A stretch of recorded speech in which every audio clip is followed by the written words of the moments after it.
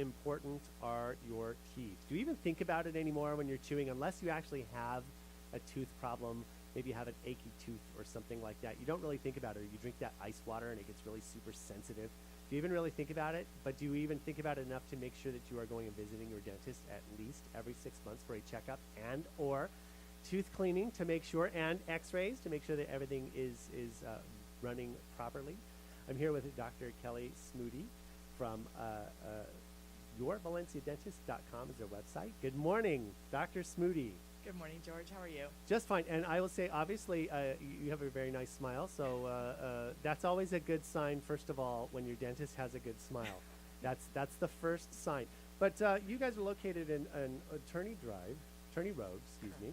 And that is 27450 Tourney Road. It's in the Valencia, it's like a gateway dental area. It's an all dental building. All dental building. All dentists in our building. Tell me about some of the things when people don't bother to go to the dentist on a regular basis. What kind of issues can arise that they might not even know about? This is such a great topic, especially since the worst time of the year is coming up, which is Halloween.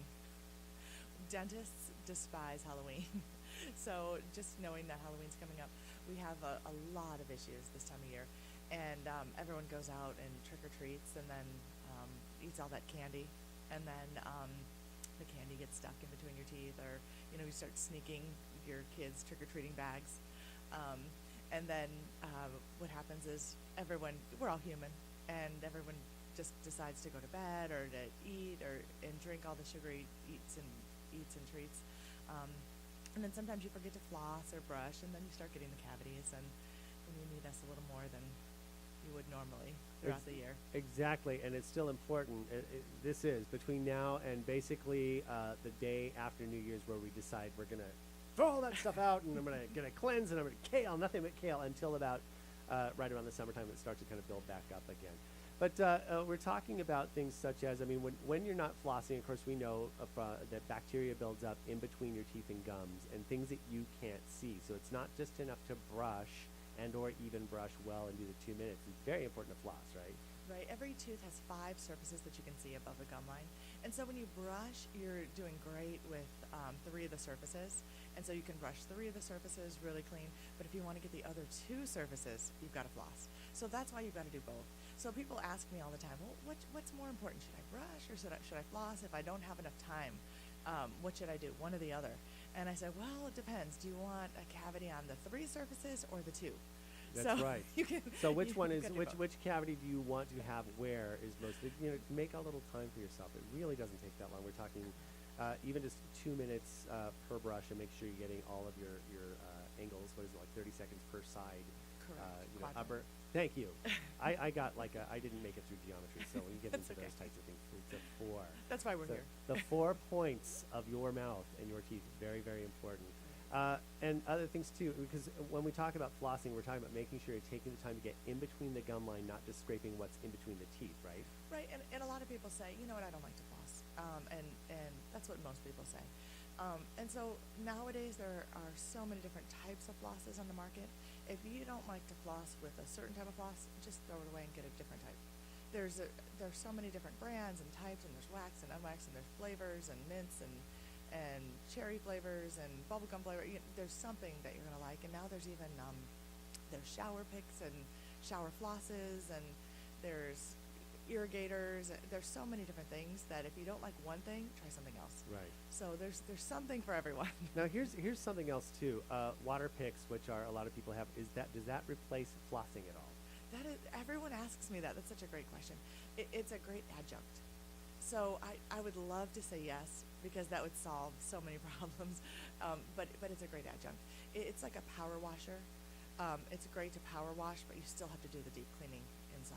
That's still right. have to do that. And all of that does not replace going to see your hygienist and your dentist. Yeah, that was my next question, because like the grocery stores sell those little picks that usually Yes. professionals use. Yes. Is it wise for you to try and do that yourself?